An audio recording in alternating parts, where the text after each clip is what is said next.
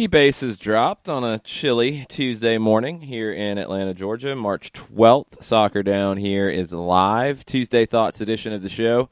Share your thoughts with us on Twitter at Soccer Down here. Join the conversation. Lots of different conversations today as we're one day away from the second leg of the CONCACAF Champions League quarterfinals, Atlanta and Monterrey. The Red Bulls and Dynamo travel to Mexico for the second leg of their quarterfinal series, both trailing 2-0. We'll get into those as we go this morning. We'll look around the league in MLS from the weekend as well. Didn't really get a chance to talk about anything else other than Atlanta United and Cincinnati yesterday. So we'll look around the league. Let's start there, John. Yes. We've talked about it a little bit in terms of what the games look like this weekend, kind of who's surprising us so far, who is as expected. Let's start with Minnesota. Uh-huh. So the Loons had not beaten a Western Conference team on the road ever in their first 2 years. Now they're 2-0 on the road against Western Conference teams after a 3-0 win in San Jose. Darwin Quintero is leading the league in goals and assists. Are the Loons for real? Not sure yet.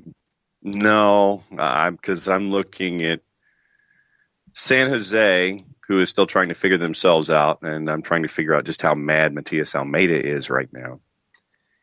And my shoulders are still kind of shrugging against Minnesota. Good on you for taking advantage of the situation that you created right now with the competition who has just as many, if not more, questions. But if you're in the Soccer Down Here Fantasy League and you had Darwin Quintero, I think that you're probably a leg or two up on the rest of us right now. Yeah, Quintero's lighting it up. We'll get maybe a little bit better sense about the Loons this weekend as they go to face the struggling LA Galaxy. Yes.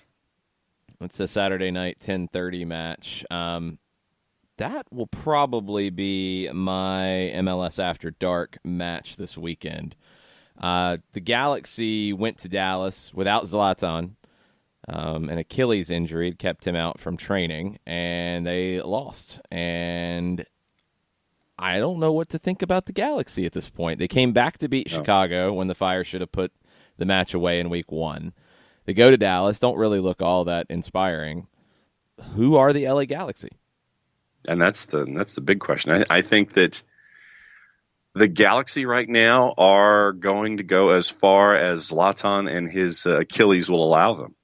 And he might have to break every record in MLS, including the ones he doesn't know about, to make sure that the Galaxy have a season that is one that they will take as a positive. So, we've seen it's almost like a Jekyll and Hyde kind of thing. So I would maintain. I think that's Zlatan on line 3. Yeah, really? I would maintain that with Zlatan, they're one way. Without Zlatan, they're another way.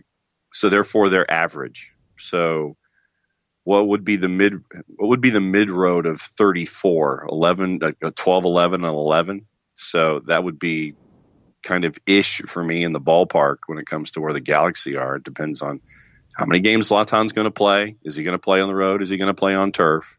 How's the Achilles? And this is not a good sign early on for LAG.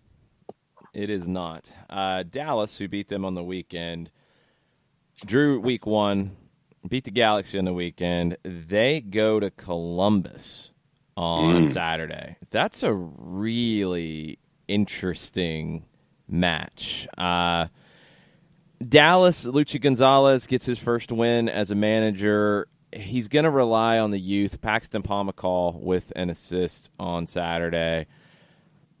Is it going to be enough when they go to face a Columbus squad and what Caleb Porter is doing in Ohio? I thought it might take Porter a little more time, but I don't know. He might have him moving a little bit faster than we thought.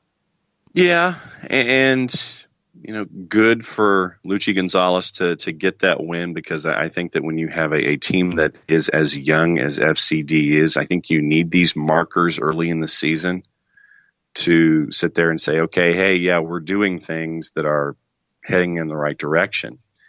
But you're heading to Columbus, and when Columbus is on, it's traditionally a very tough place to play. And with the renewed sense of optimism everybody has with Caleb Porter and the new ownership group and all this kind of stuff, I think it's going to be a tall order for Dallas. I mean, I don't know when we would be getting into predictions for matches on the 16th and stuff, but I'll make one right now.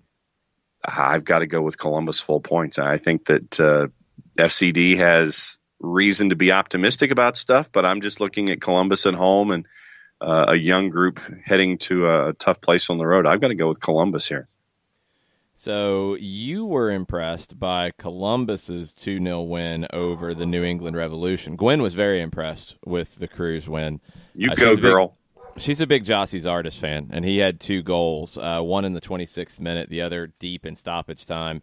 See, I'm waiting for Gwen to have the Jossie's Artist haircut. That's what I'm waiting for. No, nobody wants to see that, especially me. That would be just weird, not dying on the top of my dog's head. But Jossie's Artist gets 2. Stefan saves a penalty, and the Crew get a big win. We've talked a little bit about the Crew, and I think there's still some things to figure out there. What about New England? This is year 2 for Brad Friedel. It was not inspiring in week 1, and it was not good in week 2. Are there alarm bells going off in New England? I don't know if they're alarm bells, but you might have folks tapping you on the shoulder and asking questions. Maybe the occasional shrugged shoulder with the idea of the question mark thought bubble going on over your head. Watched some of that match with New England, and they really didn't seem to have a rudder in the water.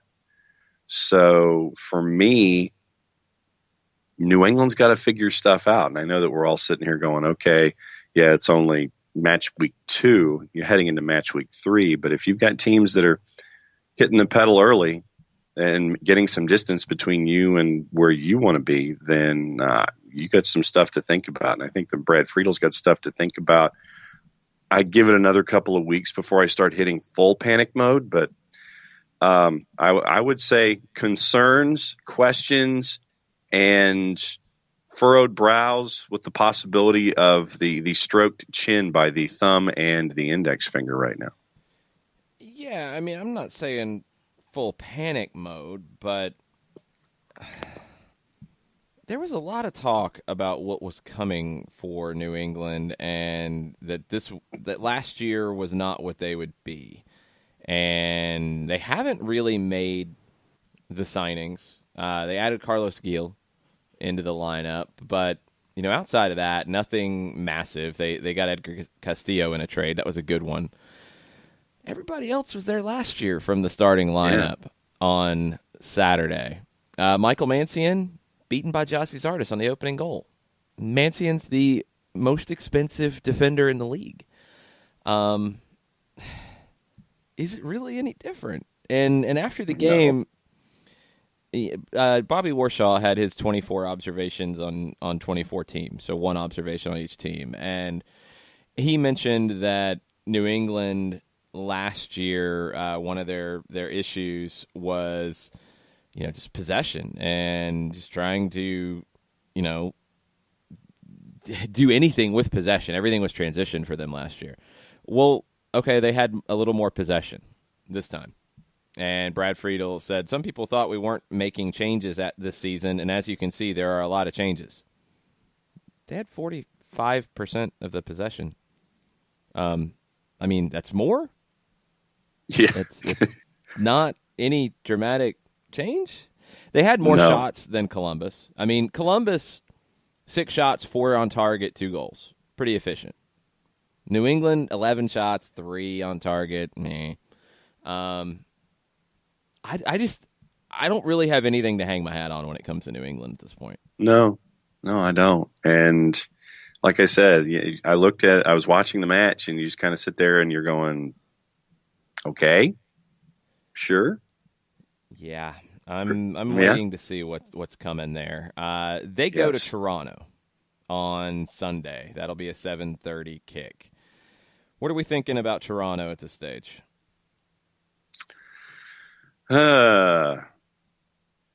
I'm still kind of sitting here going, okay. I know that they had a bye, so we haven't seen anything since the win over Philadelphia. But you're bringing in players. I still think that there's going to be the integration. You got to give it a couple of weeks or a couple of matches to sit there. I think that the week off probably helped when it came to getting everybody acquainted with each other, so you're not wearing name tags on the front of your kits and behind, or you have it like the rookies in NFL training camp where they have their name on the athletic tape on the front of their helmet so the coach knows who you are. Oh, no, you're going to have the hello, my name is on the front of the training kit for a little while. Yeah, so right now I'm just, Toronto's got to figure out who they are, but I think that they probably could get a good dose of doing that against New England. So I've just got to go with New England traveling issues, not very good on the road, Toronto at home, and by default, and you see how confident I am in this. It's very confident. The confidence that I have in Toronto FC wouldn't surprise me if it was a draw, but I think that Toronto should get full points. So Toronto had the win week 1, bye week 2. They have 3 straight home matches. New England come into town, NYC, and Chicago. I can see them 4-0. I can see them 4-0. Absolutely 4-0 with Toronto. That doesn't mean they're a great team, but I could see them 4-0 because of that schedule. Beauty of scheduling. Yeah, I could definitely see that playing out. Who else has grabbed your attention thus far that we haven't talked about? You want to get into Orlando? I think that you look at Orlando and Chicago, and I think that honestly, Orlando might be a little better than we thought, and Chicago right now isn't as good as we thought. Who thought Chicago was that good? Because I think they're wasteful at this point. I mean, they're better than they were. I definitely give them that. It's a relative term. Yeah, but there's a very important distinction there. I wouldn't say they're good, but they are better because they were so bad. If that makes sense. It's just because you're a little better. You're a little better than awful still means that you're bad. Yeah. They have the potential to be decent, but you can't leave a team hanging around like they did with the Galaxy in week 1. And you also can't fail to put away teams like Orlando in week 2. They get the goal late to get a point, CJ Sapong. Maybe that'll spark them into something, but they haven't really shown that much just yet. And Orlando, it was the flip of week 1. Week 1, they come back late. They rescue a point. Week 2, they concede a point late. Have we really learned much about Orlando at this point? No. And, the shootout they're a better defensive team. I will give them that. They're a better defensive team than they were in 2018. Don't know if they're good yet, but they're better. Yeah.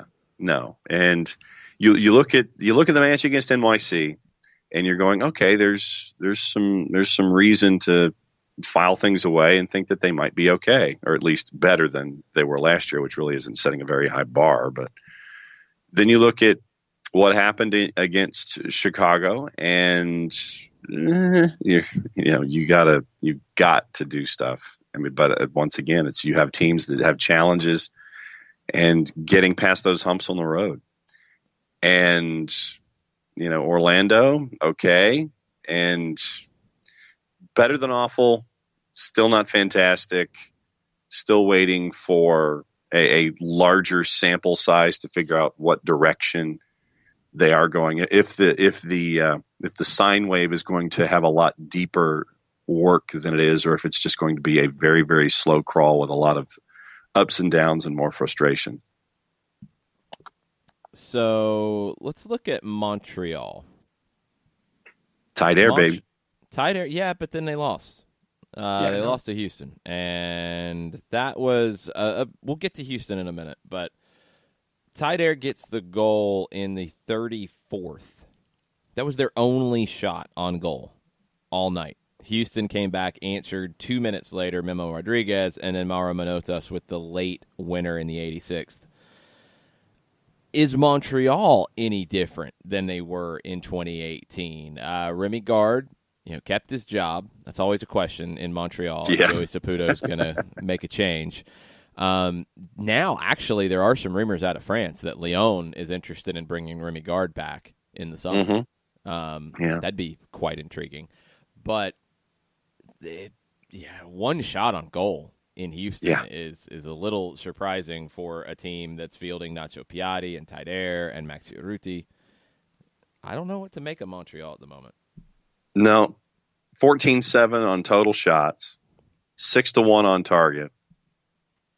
And if you look at the shooting accuracy map, it's like somebody tried to write a memo on their, on their iPhone or their Android with the stylus pen and kept screwing it up and had to keep going backwards. And then you can't really read what the message was. I can't read what the message is right now with Montreal. And there's a lot of promise here, and they should be better than what we've seen. But we all know what Joey Steinbrenner is all about. And it's about results and at his pace. So I think that if these frustrations that we know that Joey Saputo is going to have, if he continues to see this on the pitch, he will not be a happy man. And Remy Gard might be heading to Lyon sooner than he might want it to. Montreal goes to Orlando on Saturday, 4:00 kick. They're going to have to do more in the attacking end against a better defensive team in Orlando. This is going to be an interesting early season test for two teams that Montreal, I feel like, should be better than they've shown so far. Yep. Orlando, we think, is better than what they were last year, but there's still a lot of questions. So that's one I'll definitely be keeping an eye on. We're going to talk about Houston and Red Bulls in the next segment as we look ahead to CONCACAF Champions League kicking off tonight, second legs with both of those teams going to Mexico. DC United's another one we have not talked about. They're tied with Columbus for the top of the Eastern Conference. They went to Yankee Stadium. Scoreless draw. DC hasn't conceded a goal yet in 2019. What did you take out of that scoreless draw against NYC? That it's 90 minutes of pinball and you just try to get out of there with your life in your hands. Any game at Yankee Stadium, until further notice, it is survive and advance. And that's just, honestly, that's how I'm wired when it comes to that activity. And a game at Yankee Stadium to me is like Pong on speed. And I was never very good at the game when I was a kid. And so having to play and watch it, and you're sitting there going, I'd like for there to be some kind of calm and figuring out, okay, let's build up play and come up with opportunities. But because the pitch is quote unquote regulation size, it's difficult to have any kind of an idea about how you want to attack because you have to be ready to defend practically instantaneously. So if you're a visiting team going to NYC, it is get in, get out, because NYCFC has turned that place into an amazing advantage for them since they have figured out the dynamics and all of the turf. But I think NYC, I still have more questions. I would have expected a result out of NYC under normal circumstances, but because of all of the questions I have about NYCFC right now, the shared result for me seemed about right, and that's where I'm going as a baseline for NYCFC until they figure stuff out. So out west, we talked about Minnesota being 2-0, two other teams 2-0, Seattle and LAFC. Seattle handled Colorado pretty quickly with 2 early goals. LAFC dominated Portland in the nightcap on Sunday. Who's the best team in the West in your mind? I still think, that who's the best team in the West? Right now, I've got to go with LAFC by default. I would too. And you're looking at Seattle, okay, yeah, you dispatched Colorado. Good on you. Everybody should dispatch Colorado right now. I think LAFC's played better teams and have shown a little bit more. Yeah, so that's, LAFC's taking care of business. You're getting matches at home, and we all know what it's like to play in front of the 32-52. So by default, I'm going with LAFC, especially when you can take advantage of only playing with 10 after Diego Chara picked up his second yellow late in the match. But 4-1, good work. What's another fantasy team that you have to pay attention to with all their offense? Play them at home. Don't necessarily play them on the road. We'll get into the situation facing Houston and the Red Bulls after the break. And then Joe Patrick from Dirty South Soccer will join us at 9:30 to talk some Atlanta United. We'll see if people have stepped away from the ledge yet. Maybe, possibly, hopefully. We'll see. We'll get Joe's take on everything at 9:30. But hang out with us. We're going to take a quick break. Be right back. Today's show is presented by Appolinsky & Associates, personal injury lawyers with over 30 years of experience, supporters of Atlanta United, Faction, and Inter-Atlanta Youth Football Club. If you've been hurt in a wreck, contact Steve today at steve@aa-legal.com or call in 24/7 at 404-377-9191. The initial consultation is free. A ranger station. I'd like to report a bear hug. Okay. I put out my campfire and Smokey Bear hugged me. So you drowned the fire, you stirred it, drowned it again, and felt that it was cold? Uh-huh. Yeah, but he's just letting you know you did good. Bear hug from Smokey Bear. Status update. I'm gonna let you go now. There are many ways to start a fire, but one sure way to put it out. Learn how you can do your part at SmokeyBear.com. Sponsored by the U.S. Forest Service, Ad Council, and your state forester. We know that every driver is different, and a one-size policy does not fit all. That's why Country Financial offers a variety of discounts, so you get the coverage you need and the savings you deserve. From good driver to good student, multi-policy to multi-car, we've got a discount to suit every driver. Call Jason Wright at 678-568-6871 today to see what you could save. On Facebook at Jason Wright Agency, or by phone at 678-568-6871. Discounts vary by state. Policies issued by Country Mutual Insurance Company, Country Preferred Insurance Company, or Country Casualty Insurance Company, Bloomington, Illinois. Every hiring manager knows that a company is only as good as the people it's made from. So where do you find the best people? That may surprise you. Meet the grads of life. Young adults of unique determination and experience. An ideal fit for your company in an entry-level position, internship, or even mentorship. They might not have every qualification you typically look for, but they're exactly who your company needs. This is talent worth knowing about. Go to gradsoflife.org to learn how to find, cultivate, and train this great pool of untapped talent. Brought to you by the Ad Council and gradsoflife.org. Welcome back. Soccer Down here. March 12th. CONCACAF Champions League back underway tonight.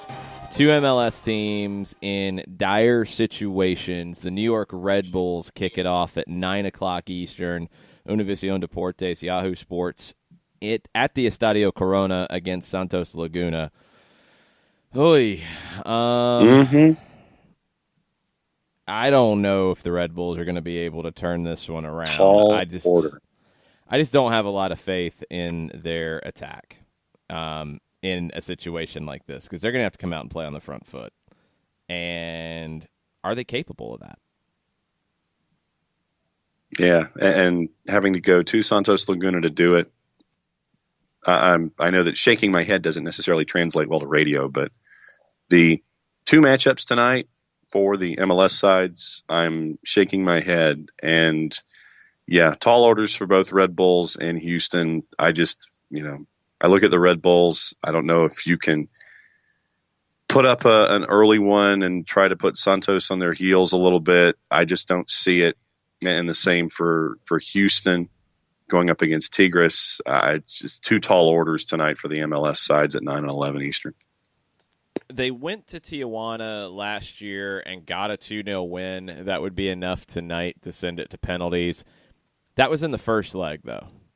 There's only been one time that an MLS team advanced when the second leg was in Mexico, and that was the last round with Kansas City beating just a bad Toluca team. So it would be history if the Red Bulls are able to turn this one around. I still think in the grand scheme of things, the Red Bulls have to figure out what they're going to do about replacing Tyler Adams. I think it's a much bigger loss than anyone wants to talk about in New York. If you play Sean Davis or Mark Shutkowski there, they're not the same player. I think both are very good as 8s, not 6s who do the things that Tyler Adams did. I don't think you have anybody who can be a direct replacement for Tyler Adams. I thought the idea was to play Christian Caceres there, and maybe it still is, but I think that changes everything about the Red Bulls, and they won't be as effective until they figure that out. Yeah. The nightcap tonight. Go ahead. No, I completely agree with you. I think that you lose a player of that quality, and it's going to take you a while to figure out what your plan of attack is going to be for that substitution and how you're going to approach things in your starting 11. We're seeing it with Red Bulls. We're seeing it with the MLS sides that are in CONCACAF Champions League. We've seen it with Atlanta United. It's like, okay, what's your lineup going to look like with all of the pieces that are different and the pieces that are missing? And it's going to take a while to figure out what you want to look like. And I think that when you're Red Bulls and you lose someone like a Tyler Adams, it's going to take you a while to figure out what you're going to do. Unfortunately, you're in a hemispheric competition out of the blocks, and you're being exposed for not having Tyler Adams immediately. Yeah, I think it hurts you in a big way. Tigres in Houston is a little more interesting in my mind, and I might be just optimistic here at this point. Tigres is in a fight at the top of Liga MX right now. They are level on points with Club León. They're 1 point ahead of Monterrey. They're coming off of a pretty emotional Clásico Regio in Monterrey over the weekend where they had to fight back and get a late goal to earn a point. Maybe Houston can catch them looking at the league and not at CONCACAF and feeling pretty good about their 2-0 lead. Mauro Manotas, Albert Ellis, Ramon Kyoto are going to have to be just immense in this one. They need an early goal, too. They need an early goal to turn the tide here. I thought they played really well for 60 to 70 minutes. They Sounds familiar. I believe, in the 75th. They didn't even have as much as Atlanta had, I thought. And they were at home, too, so it's a different situation. They had a little bit in the first half going forward, and you could see them tiring earlier, and they were holding on, and then the first goal came, and it's just, oh, no, just leave it here at least, and then they gave up a second. They might be able to take advantage of Tigres being distracted, and that's, I think, their biggest hope here, because Tigres is as good of a team as Monterrey in this tournament. I think those are your two favorites right now, and it would take something pretty strange for Tigres to fall at this stage. Yeah, you look at Liga MX right now. León is on top, but León, Tigres, and Monterrey all separated by 1 point. And they have those three sides separated from Pachuca by 5 points. Monterrey still has not lost. 6-0-4 this year. Tigres, along with León, 7-1-2. But León has only given up 6 goals. Tigres has only given up 7 in competition. So with that tough defense that Tigres has, I know that you might be able to catch them, but if you can catch them early, things might shift. I just think that Tigres is probably going to adapt something akin to a defensive posture early on just to try to get through that first little bit so Houston doesn't get the early goal.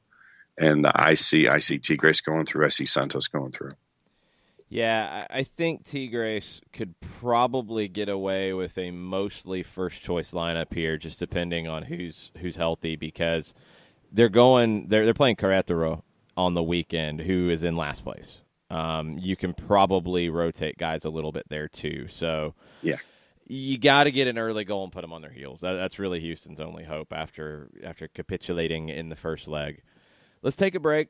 Come back, get Joe Patrick on the line, talk some Atlanta United, talk about CONCACAF Champions League in Monterrey tomorrow, but also talk about Cincinnati on Sunday and what went wrong. Hang out with us. We'll be right back. As a business owner, you know that every year brings new challenges and opportunities. The success of your business demands expertise and focus. And Country Financial can help you keep that focus by helping ensure you have the right insurance protection in place to meet your goals. Jason Wright can help you create a customized insurance plan that has coverages designed just for your business. Give Jason a call at 678-568-6871 or reach him on Facebook at Jason Wright Agency. Coverages vary by state. Policies issued by Country Mutual Insurance Company, Bloomington, Illinois. Got issues with youth or high school sports? Positive Coaching Alliance can help. PCA is a national nonprofit working to transform youth and high school sports so that every child has a positive character-building youth sports experience. PCA provides live and online workshops to train double-goal coaches whose first goal is winning and whose second, more important goal is teaching life lessons through sports. PCA also has workshops for parents and high school student athletes. For more information, please visit positivecoach.org. If you've been hurt in a car wreck, contact my friend Steve Apolinski of Apolinski & Associates. He's been representing individuals for over 30 years throughout Georgia and Alabama. Email him at steve@aa-legal.com or call him 24/7 at 404-377-9191. The initial consultation is free.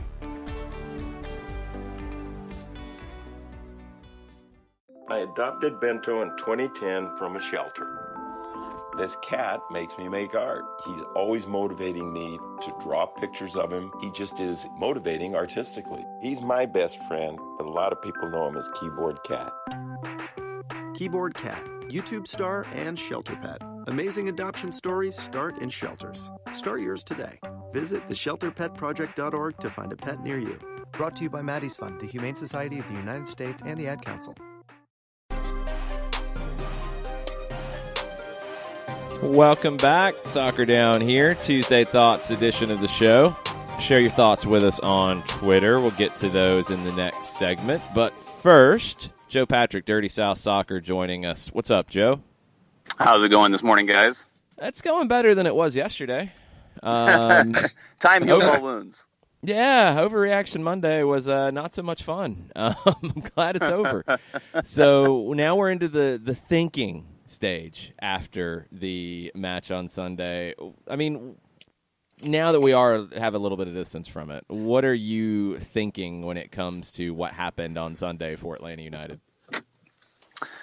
I don't know if my thinking has changed so much. I think, I've been considering a lot of the dialogue that I've seen going on social media and those types of things. But, I think what we saw Sunday was a team that is still obviously trying to implement a system. And I think there's been a lot of hand-wringing going on over the goal that was conceded at the end of the game and how that's unacceptable.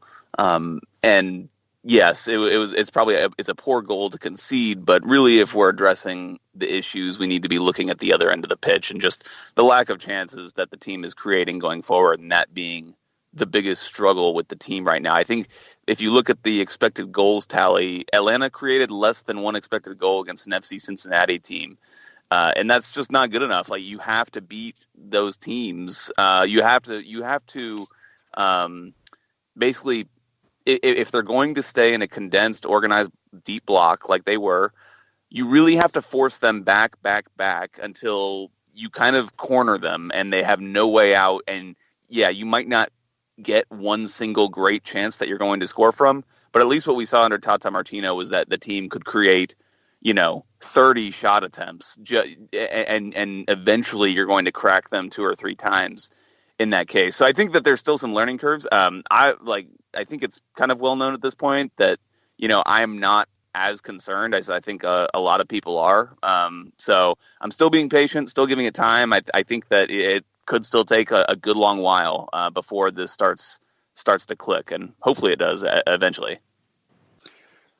Well, I know that, Frank DeBoer mentioned after his time at Crystal Palace, he told Crystal Palace, I need 6 months. They didn't give him 6 months. So, I mean, if you use that as the baseline in your brain, that puts you at June, which would seem about right. But let me get your thoughts on one particular player, and it's somebody who continues to impress and has impressed in all the matches he's been a part of this season. What do you think of the new shutdown corner that Atlanta United has picked up in prime time, Miles Robinson? Yeah. Miles has been fantastic. I totally agree with you that I think he's been the most informed player for Atlanta United across all positions. And, I'm thinking that he could, be a first choice center back, even in a back four, both at this point, just because of his form.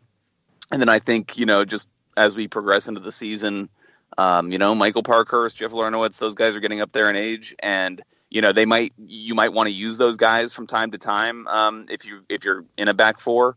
But I think right now the guys who are looking like you would want to play the majority of the games for you at the back are Leandro Gonzalez-Pirez and Miles Robinson. And I would even, I always kind of put LGP first when we're kind of listing the center backs because he is the most high profile of the names. But I think that Miles Robinson, like I said, in current form is the better player right now. And he's been proving that with his performances on the field. And I think that, like you said, the shutdown corner thing is kind of funny. He tracked down a runner that saved, I don't know if you could say it saved a goal, but it definitely saved a great chance on goal that Cincinnati would have had. I can't remember who the player was that he shielded out of bounds. Kekuta Mane.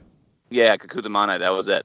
It was a great play, absolutely stellar center back work. And that's the kind of thing that you can get from Miles Robinson playing in as the central center back. I know there's been some hand-wringing over whether he should be playing on the right side so that he can go out there and play in those one-on-one situations in the wide areas, or if he should be the central center back. And I think that Frank DeBoer likes him centrally so that he can make those recovery runs, and it allows the wider center backs, whether it's LGP and Michael Parkhurst or whoever it is, to be a little more aggressive and step up, knowing that they have such a fast cover behind them, essentially. So I have to imagine that plays into the thinking. But you're absolutely right, John. He's been immense, and I only see things getting better for him. I mean, he's going to grow with these experiences. They're only going to make him better. I think what Frank DeBoer is doing with the center backs depends on the opposition. When it is a high-profile striker, a lone striker, it's Miles Robinson in the middle on that guy. Funes Mori in Monterrey, Fernando Adi against Cincinnati. When it's two strikers, or it's a striker I guess they don't fear quite as much, then they go with Miles out wide on the right. That was something that is starting to show up a little bit more now when we've had a couple games to see it.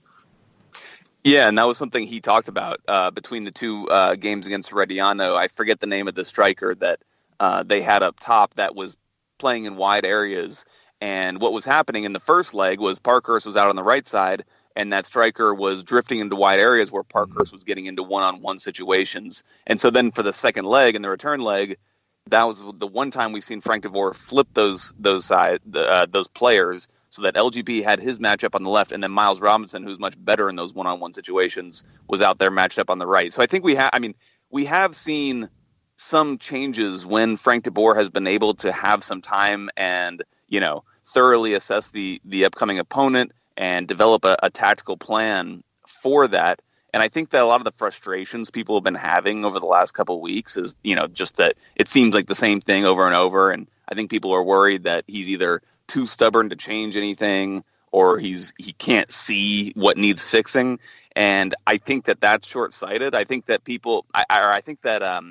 it's just extremely difficult to do when you have such a condensed schedule. You have to go from one game mode to another, and there's no time to really implement very specific tactical instructions. So, and I that's kind of opening up a can of worms here, but that's something that I've heard echoing like a common refrain on Twitter is that the team needs to play, just play like Tata Martino's team or play, some other way. And it's just not that easy. I think, in FIFA, it's very easy to switch your team from a 4-3-3 to a 4-2-3-1. You just select a different option, and the players play in those, roles, and all is good in the world. But in real life, when you switch a formation, you have to go into, okay, well, if we're going from a 3-4-3 to a 4-3-3, who's marking the right back when we're out of the, off the ball? What if when we're in possession, how are we developing our shape so that we're in position ready to stifle a counterattack?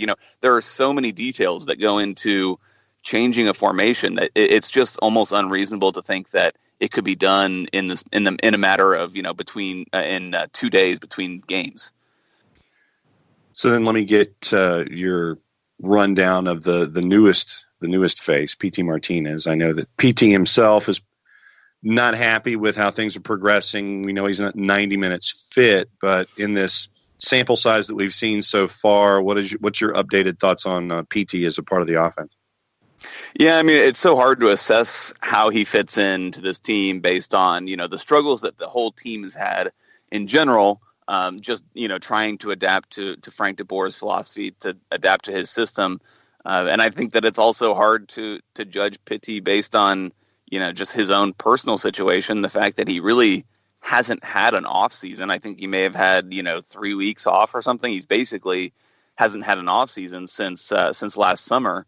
So he's surely playing pretty exhausted right now. And so I fear making any hard and fast judgments on him. I think when he came in against Herediano, we you can see the pure talent he has with the ball at his feet. And I think that it will take some time adjusting to, the league that is MLS. He talked about that when he spoke to media last week. Just, he's still adapting. And he mentioned that we haven't seen the best of him. We haven't seen his potential. And, I don't think we're just because he said that and acknowledged that we haven't seen that potential. I don't think that necessarily means like we're going to see it in the next game. It might take some time before he can kind of get his sea legs under him and really kind of figure out where he fits in this team, have Frank de Boer figure out, and the rest of the players figure out how to best utilize him. But I mean, his talent is undeniable. He's clearly a super talented player. And once he starts clicking, this attack will really light up. What's been the biggest surprise for you so far out of what we've seen from Atlanta United? I think for me, the biggest surprise has been the lack of rotation in the team. And I think that that is, I will kind of defend. I don't really like the word defend when we're talking about the manager, Frank de Boer. But I am kind of more in the minority of like being patient with him, giving him time. I will criticize him over the lack of rotation, and I understand why. I understand that these games, it seems like each one that comes is more important than the one before it. It seems like the stakes just keep going up and up, especially with the way that, you want to turn around the results. But, I'm just really surprised that players like Eric Remedi, even Pitti Martinez, they've played a lot of minutes. I mean, a lot for this early in the season. And especially considering the way that Frank de Boer talked about, how he wanted to use the whole squad, when back during kind of the Herediano tie, he talked about, wanting to use the whole squad and use the rotation. I'm sure he will. But right now, it's early in the season. He hasn't developed, a personal bond, a personal trust, I'm sure, with, a lot of the players. So he's going to play the players he trusts, I guess. But I am surprised by the lack of rotation that we've seen. And I wonder if that will kind of start to occur this week, either against Monterrey or on the weekend against Philadelphia. Well, let's finish up with that. We're up against it. Let's try to finish up with one more. Joe Patrick, Dirty South Soccer. What are you expecting this week? I mean, we have Wednesday, Monterrey. You're 3-0 down on aggregate. It's not looking likely you go through, but I think there's things you can gain from that match. And then Sunday, it's not must win, but it's a really important early season match against Philadelphia. Yeah, I originally thought, okay, after the Monterrey result last week, I thought, okay, well, this will be a good time to rotate. You're very, very likely not going through, so you might as well rotate. And the more I kind of thought about that, I thought about the risk, and especially on the backs of this FC Cincinnati result. I think that it's actually important for this team to come out and play well and try to get something from this game, just for their own confidence, for their own morale. And the MLS season is different. You have a lot of games, and that is a match where you can rotate. You've got an international break coming up right on the back of it, so maybe that's a time where you give some of these starters, say, give me one last go of it on Wednesday, and then you're getting like 2.5 weeks, or off. Although some of those players will be going off on international break, but I'm leaning now more towards he'll play a stronger team this Wednesday and do more rotation on the weekend. And I think that, because this Wednesday, despite the fact that Atlanta is very likely to not go through, I think that there's still a lot that can be won and lost in the locker room based on the way the result goes tomorrow. I think that if you do rotate heavily and you risk, a big loss, that could weigh heavily on the team, and it certainly won't look good in the media. As opposed to if you're able to, pull out a 2-1 win or even a draw against a very good Monterrey team, at least it gives you kind of something to hang your hat on going forward. So that's kind of the way I see it. It's really interesting with the vibe, with everything going on, how these two games play out and what kind of an effect they have. What are you guys up to over at Dirty South Soccer? What do you have the rest of the week? Yeah, well, right now I'm hanging out in a Bojangles parking lot. That's right near That's the an awesome place to training hang ground. Yeah, of course. And so, we're about to talk to Frank de Boer after their training session here. It starts at 10, so we'll probably talk to him around noon, and we'll get his commentary on what's coming up. And we have a lot of other stuff in the works planned for Dirty South Soccer, some exciting stuff going on. So can't disclose everything, but come on, some fun stuff. Give us if anybody didn't catch the Five Stripe Final show that we did on our Dirty South Soccer YouTube channel, we did a post for it, and we'll continue to do that going forward for home games. I suggest you check that one out to get my raw reaction to the game, and my partner Sam Jones at Dirty South Soccer. We both talked about the game kind of in the raw hours afterwards. Interesting. Go check that out. Dirty South Sock on Twitter, dirtysouthsoccer.com. Thanks, Joe. We'll talk to you next week. All right, sounds good, guys. Talk to you later. We're going to take a break. We'll be back to wrap up hour number 1 after this. Today's show is presented by Appolinsky & Associates, personal injury lawyers with over 30 years of experience, supporters of Atlanta United, Faction, and Inter-Atlanta Youth Football Club. If you've been hurt in a wreck, contact Steve today at steve@aa-legal.com or call in 24/7 at 404-377-9191. The initial consultation is free. A ranger station. I'd like to report a bear hug. Okay. I put out my campfire and Smokey Bear hugged me. So you drowned the fire, you stirred it, drowned it again, and felt that it was cold? Uh-huh. Yep, he's just letting you know you did good. Bear hug from Smokey Bear. Status update. I'm gonna let you go now. There are many ways to start a fire, but one sure way to put it out.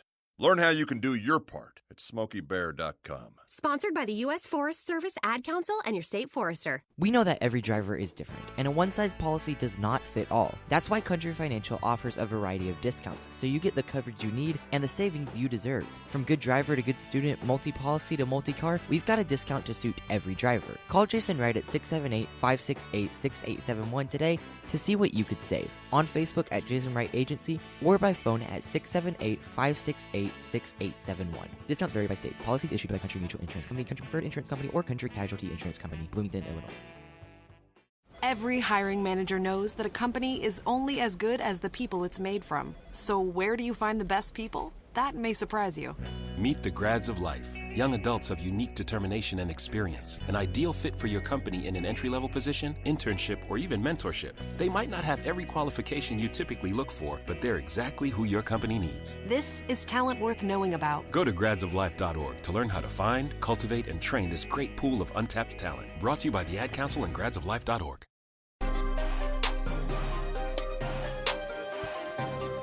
Welcome back. Soccer Down here. Tuesday Thoughts edition of the show. I've got some thoughts, John, about the women's national team kits that Nike unveiled yesterday for the World Cup. I love the U.S. kit.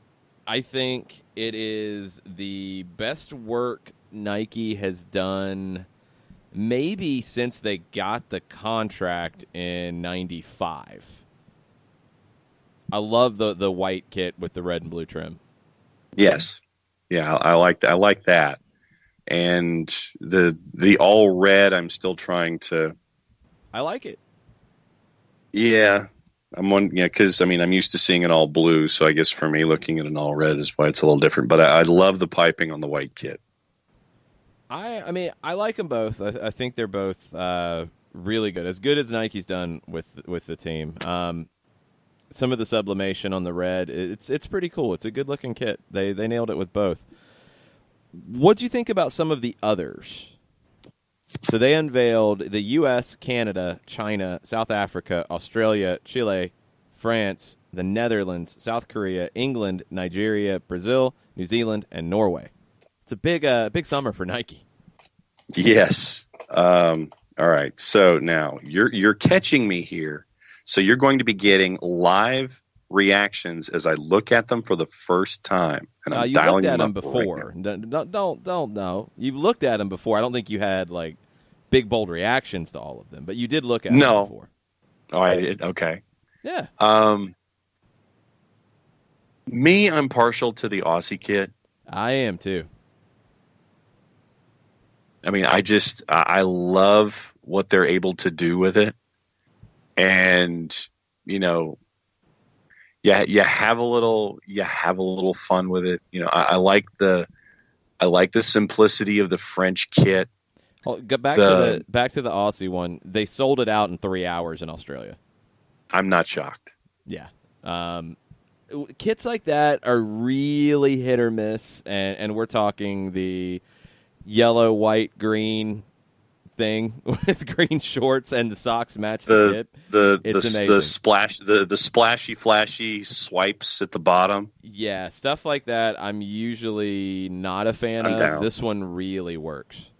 Down with that completely. Very good. Yeah.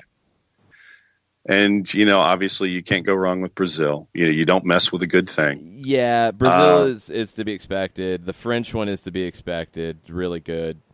England, not a shock there. No, I think the Jamaica kit's probably a little too busy for me. No, I like the Jamaican kits actually.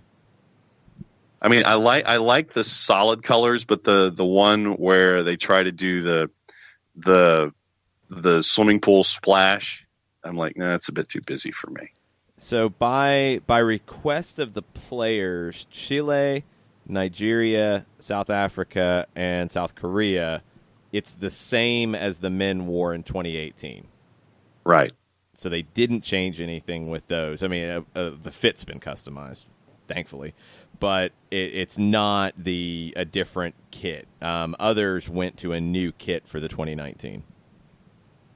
But yeah, no, I'll go with the USA white, but I know that the second I would wear it, I would spill something on it, and I would completely and totally just torch it. And then for me, it would be, the Aussie kit would be number 2 for me, and the Germany kit. Okay, not Nike, but yes. Yeah.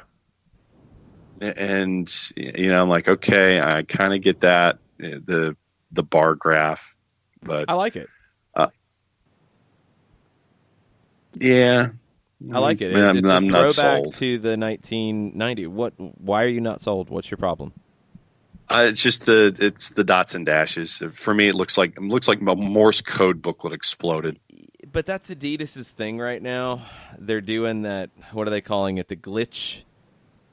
Yeah, they did it with a lot Glitch of kits. the MLS kits. The stripes Yeah. that aren't quite stripes, but are stripes, but they're not stripes. Yeah. That's kind of what they're going with here. It works better like this because you're playing. It's not the dominant. But no, it's not even that. It's you're playing off of an iconic design. So, you look back in German kit history, this is playing off of that, and it's glitchy. So, okay, I get it. It works. If you're like making up something out of nowhere and it's the predominant design, I'm not a fan. Yeah. So for me, I'll go for my 1-2 is obviously it's the U.S. and Australia. That's my 1 and my 2. Let us know what you think about the new U.S. kits, the other kits that have been unveiled for the Women's World Cup. We will be having, hopefully by the end of this week, a new Women's Soccer Weekly podcast with Kelly and Jess from Unrelegated to talk about the She Believes Cup and England winning it. Big trophy for them. The U.S. going undefeated, but also 2 draws out of the 3. There's questions. I think there's lots of questions, and we'll try to answer some of those. And we'll also talk about the lawsuit that was filed on Friday by national team players against the U.S. Soccer Federation. We'll get into all that later this week on a new Women's Soccer Weekly podcast with Kelly and Jess from the Unrelegated podcast. I haven't really talked to you. What did you think about She Believes and the U.S. not winning their own tournament? I've maintained. Oh, and by the way, my number 3 is the England away kit with the sublimated roses, the rose kit. I like that. Okay. I've known for, at least in my own head, for the last couple of months that there are more questions than answers that I have right now for the U.S. The U.S. for me is not the favorite going into the Women's World Cup, and I guess if you're in charge of lightning strikes, then just go ahead and hit me with it. But I've got to go with the French right now as the favorite, and right now I need to be proven wrong with where the U.S. women's national team is. And if they prove me wrong, fantastic. But I just look at things right now, and you don't win your own tournament, and it's a game that's not even in your hands that determines who the champion is. So for me, I'm like, all right, y'all got some work to do, and you don't have a whole lot of time to figure it out. I know that there's going to be a deep run, or at least I'm fairly confident there's going to be a deep run by the women's national team. I just don't think right now they're the favorite, and I just don't see them winning the Women's World Cup. I really don't. No, I don't think they're the favorite either. I think France is the favorite, and I think Germany's there. I think England is there. Yeah. I don't see the U.S. as a favorite. I see them as a contender, but not the favorite. I think this is France's tournament to lose. And being hosts helps, but they're a very talented team anyway. So look out for France this summer. It's going to be, I think it's going to be the best Women's World Cup of all time. Definitely the most open, and I think the highest quality of soccer we're going to see in the Women's World Cup. I'm really looking forward to it. We'll be talking about it a lot as we get closer to it. Let's take a break here. Reset for hour number 2. We're going to get into your Tuesday thoughts on Twitter. Share them with us at Soccer Down Here. There's some leftovers from Overreaction Monday, some follow-ups from that as well, and some new fresh content. Stay with us. We'll be right back. As a business owner, you know that every year brings new challenges and opportunities. The success of your business demands expertise and focus. And Country Financial can help you keep that focus by helping ensure you have the right insurance protection in place to meet your goals. Jason Wright can help you create a customized insurance plan that has coverages designed just for your business. Give Jason a call at 678-568-6871 or reach him on Facebook at Jason Wright Agency. Coverages vary by state. Policies issued by Country Mutual Insurance Company, Bloomington, Illinois. Got issues with youth or high school sports? Positive Coaching Alliance can help. PCA is a national nonprofit working to transform youth and high school sports so that every child has a positive character-building youth sports experience. PCA provides live and online workshops to train double-goal coaches whose first goal is winning and whose second, more important goal is teaching life lessons through sports. PCA also has workshops for parents and high school student-athletes. For more information, please visit positivecoach.org. If you've been hurt in a car wreck, contact my friend Steve Apolinsky of Apolinsky & Associates. He's been representing individuals for over 30 years throughout Georgia and Alabama. Email him at steve@aa-legal.com or call him 24/7 at 404-377-9191. The initial consultation is free.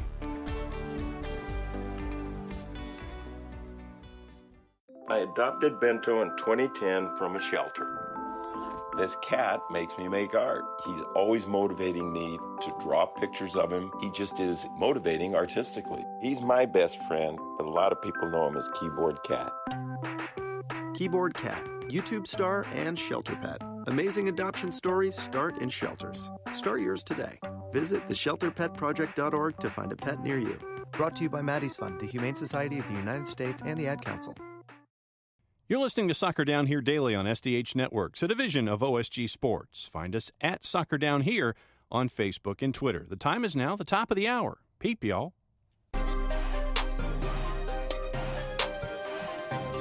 Tuesday thoughts here on Soccer Down Here. March 12th, one day away from the second leg of the quarterfinal series in CONCACAF Champions League against Monterrey. You can watch that on Univision Deportes, on Yahoo Sports online. You can listen on Star 94.1. We'll be live at 7:30 with pregame coverage. Kickoff right after 8 o'clock, I believe 8:06 if our timing stays consistent. And then we'll have an hour of postgame coverage on the full-time report following the final whistle. Lots of thoughts and lots of reactions from yesterday. We did not catch all of the reactions. There were so many reactions. It was completely filling our timelines, and we couldn't catch them all. Old Swarthy reminds us of one. Sorry about that, Swarthy. My main problem is with the horrible new philosophy of possession but never attacking. But my second issue is the shape. When we do finally get into an attacking position around the box, our primary chance creators at the top of the box are our two defensive midfielders. It makes no sense. It's not supposed to look that way, and that's a part of the problem here, is in this 3-4-3, what you should be seeing more often than not are your two inside forwards tucking in as 2 10s behind Joseph Martinez and your wingbacks providing the width. However, what we've been seeing here lately is Pity Martinez drifting out wide to try to find space because teams are sitting. When Atlanta has possession and it's a slow buildup, teams are dropping in and sitting and clogging lanes and saying, okay, we're going to let you play, but you're going to play in front of us. We're not going to let you in behind. So Pity Martinez is drifting out wide to try to find space and try to create 2v1s with Breck Shea. Breck Shea would be cutting inside sometimes. But, yeah, you're right. I mean, there's been too much of the ball on Eric Remedi or Jeff Lorenowitz or Darlington Nagbe's boot, and Nagbe's okay in this situation, although he hasn't completely delivered yet. You're getting the ball on their foot with the key decision, the key pass to be made, as opposed to it being on Pity Martinez's foot in zone 14, right outside of the top of the 18. 25 yards from goal to the edge of the 18. That area is where most goals are either scored or created from. You're not getting enough touches there, and when you do, Swarthy's right, you're not getting those from your attacking key players. It's defensive midfielders who are getting a lot of those touches because opposition, when the buildup is so slow, they're able to deny the ball to Ezequiel Barco, to Pity Martinez. Pity's drifting out wide to find it. This team has really looked its best this year when you've had attacks coming from out wide. Breck Shea's crosses in the Herediano game. The Julian Gressel goal was a switch from the left to the right in Costa Rica. The goal Sunday, cross from Julian Gressel, very early cross behind the back line. You're really not getting a lot out of zone 14. That has to change. Absolute bottom line. But, you know, when you have teams playing deep and setting deep and basically, and I don't know if daring you is the right word, but no, they are. It's like, okay, you know, here's where we are, and you got to work around what we've got to do, what we're doing. And our plan is right now is to just be right here, and we're going to see what you see. We're going to see what you do. And right now, it's not working, and I'm still viewing it as a part of the the learning curve of what Frank DeBoer wants to do, and you're hoping that they can come up with ideas that were effective in the reverse leg against Herediano, and hope it applies to other matches going forward. So much of it is the pace of play. When it's slow, teams are able to sit back and dare you to beat a stacked defense. When you play faster, they're not able to get set, and you're able to take advantage of that. The Colonel chimes in this morning. Atlanta United supporters are not spoiled by earlier, going back to Frank DeBoer's quote, or upset by Monterrey result, but have expectations from what Frank DeBoer said during preseason. Our evaluation of the quality talent Bocanegra has assembled says, expect more, don't tell us to expect less. Congested schedule contributes to these results, but no excuse. We knew it would be busy and expect our manager to manage a deep roster. Congestion is virtually gone. My new expectation is some offense and a home playoff match. The congested schedule is almost gone, but it's not gone yet. And what Frank DeBoer said after the match on Sunday about you're not able to implement a whole lot at the moment is 100% true. I mean, the schedule is play, rest, recover, regeneration, walk through, play. There's no full training right now. Yeah, there's no learning there. That's hurting things. You're seeing things on video. You're talking through things. You're not able to work on things in any kind of detail at the moment. That is hurting, and it will hurt this week too because it's the same thing. You played Sunday, recovered Monday, regeneration work. Guys who didn't play got some training in. Tuesday, it's a walkthrough. Wednesday, you're playing. Going to be the same Thursday, Friday, Saturday. You get kind of a session in between, and you're playing Sunday. It's tough. It's very difficult, and it is a deep roster. You didn't have a whole lot of time with it to get ready, and you can say you didn't make the most of that time. I think the injury to Franco Escobar, the knock to George Bello after the Herediano game tied your hands a bit, and I think it's limited the squad. I really do. I think this system, the style, this formation, this philosophy all looks different if you have Bello and Escobar as your wingbacks who can get in behind a back line. Right now, you just don't have that penetration, and it is causing a problem. It is hurting things. You have to find a way to do that. And right now, you're not going to do that through slow, methodical build-up play. Down the road, I think when you have different weapons, different pieces, everybody's firing on all cylinders, the slow build-up play will allow you to control a game. 100%. You play keep away, cool, you're good. You bring your team up to play in the other team's half, cool, you're good. But what's happening at the moment is it's so slow and it's so methodical that defenses are just retreating and saying, all right, cool, have at it, do your thing. And you're not breaking that down. It has to change. Right now you're at a point, because of your results, where you're in a tough spot. You need some results. You need to show some progress, but you're not having a chance to work on developing any of the things that can lead to that progress. So what can get you there? And there's not an easy answer at the moment. I really wonder how the Monterrey match and the Philadelphia match are going to be managed. I think the Philadelphia match is the more important one. But I think you do risk really setting a bad example and potentially creating more unrest if you don't field a strong lineup against Monterrey and you do have a bad result there. I think it's risky to say, you know what, we're going to focus on the Philadelphia match, even though I really think you need to. So what do you do? Well, let me ask it this way.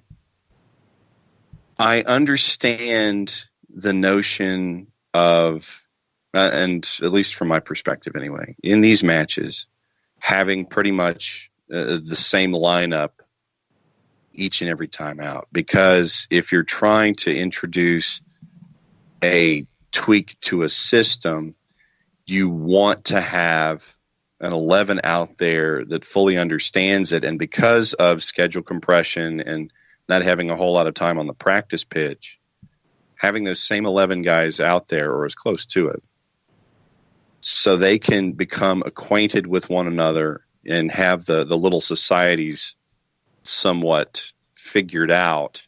It's the only opportunity to do that. So I've understood the notion of trotting out the same lineup in each of these matches so they can become acquainted with one another. I'm not necessarily looking for a whole lot of rotation in the Monterey match and in the Philadelphia match, just so these players can get more time with each other in the system, because you're getting to the break after Philadelphia. I would like to see the substitution pattern a little earlier, because traditionally, Jason, what is it, about 70 minutes in, we've seen in the recent matches where the gears start grinding and you're looking for change to where things don't go off the rails?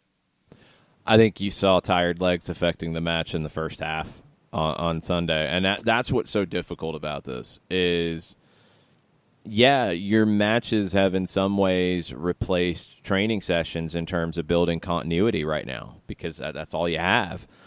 But now you're at a stage where I think fatigue is a problem and is something you have to manage. You saw sloppy play from Leandro Gonzalez-Perez. You saw sloppy play from Darlington Nagbe, and he came on as a second-half sub. You saw sloppy play on a lot of different players on Sunday, and I think that's down to fatigue. So I think you almost have to manage Monterey and Philly as a who can play here, who's ready to go, who can play on Wednesday, and you need to field the best lineup you can that is able to go. And then you get to Sunday, and it's the same question. Brian Smith asks, what do you think about Mikey Ambrose on the left and Julian Gressel on the right? Gressel had a break because of the ankle injury. He didn't play in Monterey. I think the biggest question is, how does he recover from playing on the ankle? Did everything heal up? Is everything good? Do you have any swelling afterwards? Those types of things that you have to wait and see. I think Brek Shea needs a break. I would be completely good with either Mikey Ambrose or George Bello on the left. We saw Bello for 60-plus minutes in USL on Saturday. I thought he looked good. Thought he looked sharp. Bello would be able to get in behind the defense a little bit more than Mikey Ambrose. Mikey is far more comfortable on the left. I still really think it was an easy thing to yell about with Mikey Ambrose on the right. In Monterey, Mikey Ambrose did the job on the right side. He did. Go back and look where the goals came from. They didn't come from Mikey Ambrose's side. He didn't give you a lot going forward, but you weren't expecting to have a lot going forward in Monterey. Defensively, Mikey Ambrose 100% did the job in Monterey, and he needs to get credit for that. You put him on the left, he's a lot more comfortable going forward. Think back to last year after Greg Garza was down. Mikey Ambrose could have been the man of the match in New England if not for the fluky penalty given up by Kevin Kratz late in the match. I thought Mikey Ambrose was excellent there. I thought he was building connections, getting forward well. He can do that on the left. Not so much speedy, which I think is what you need a little bit right now to get in behind, but Ambrose in the attack on the left side is good. I do think Brek Shea's one who is tired. I think he's just fatigued right now. And is he going to be ready to go on Wednesday? I don't know.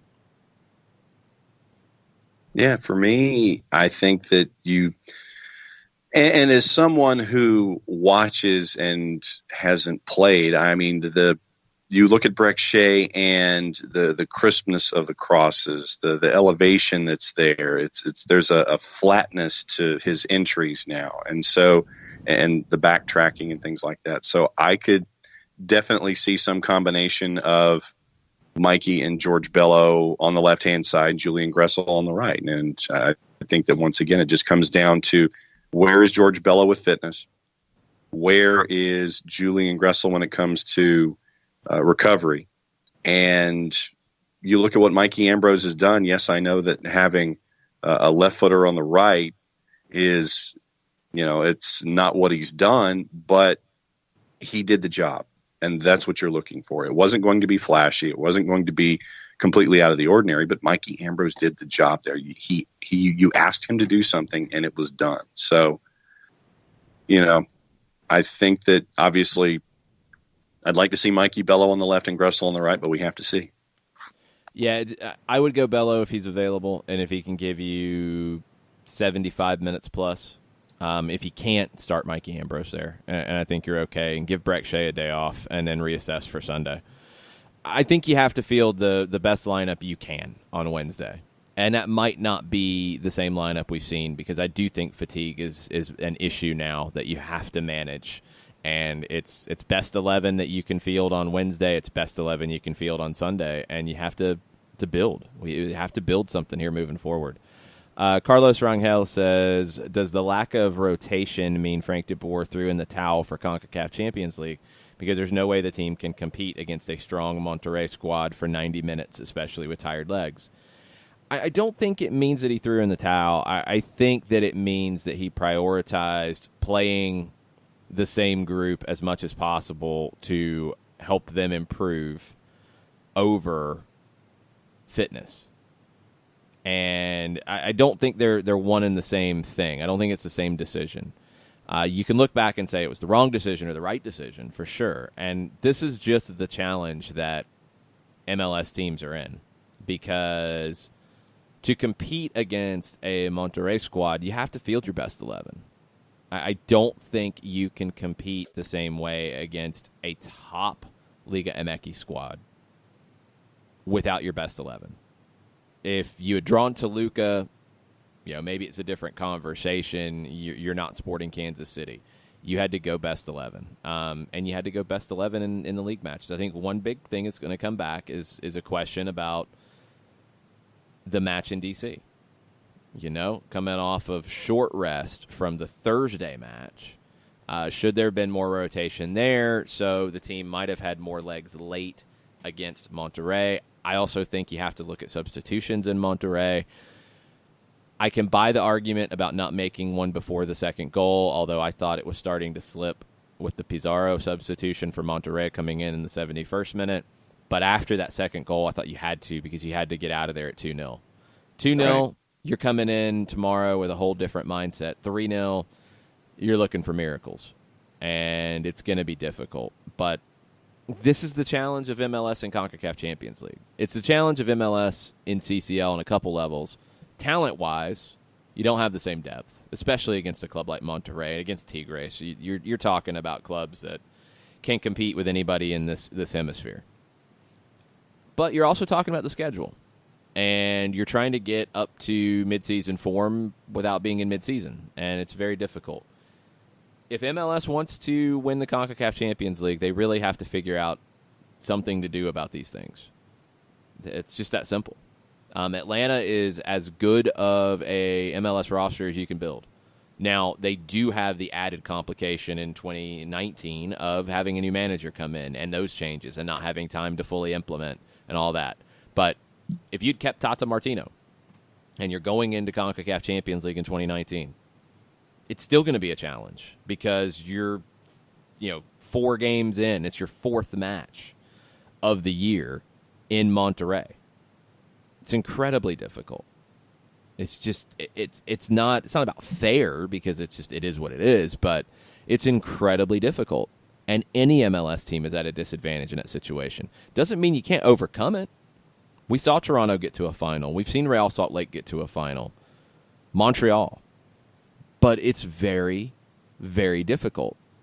And if this is a priority for MLS, then there's things to figure out. Because right now you're asking MLS teams to compete with one of their legs tied behind their back. There's no way they can be fit. There's no way they can be sharp. Not as sharp as teams that have more resources. So I don't know. It's a very difficult ask. And then you have the hangover from, struggling in CONCACAF Champions League, and it affects the league play. And it is a very difficult thing. Seattle's talked about it this year. Seattle feels fit right now. They feel fresh because the last 2 years they've had to deal with CONCACAF, and it's hurt them, and they've struggled in it. Right now they're like, wow, we didn't have to do that early on. Okay, Yeah, we get a normal preseason. Cool. And they're blitzing people. So it's something that MLS has to figure out. You can't say out of one side, we want to win CONCACAF Champions League. It's a priority. It's very important for us. We have to show we can compete. And on the other side, make it difficult for MLS teams to compete. Something that has to get figured out at the top levels right now. Because right now, this system, it really takes almost a perfect run from an MLS team to get to a final, let alone win the thing. And Atlanta United has not had that perfect run. And now they're facing a uphill climb to get back into it against Monterrey. I still think you can come out of that feeling good even if you don't win the series. And I think that needs to be a priority tomorrow. You need to put on a good show for the crowd. You need to get some goals. You need to create some chances. And you need to do it against one of the best teams on the continent. It's not going to be easy. We'll see who's in the lineup. I'm with Brian, though. I think Shea needs a break. And whether it's Mikey or Bello, I think that's what you're looking at on the left side. And if Gressel's ready to go on the right, he's ready to go. If Franco Escobar's ready to go on the right, I'd be really tempted to give him a game too.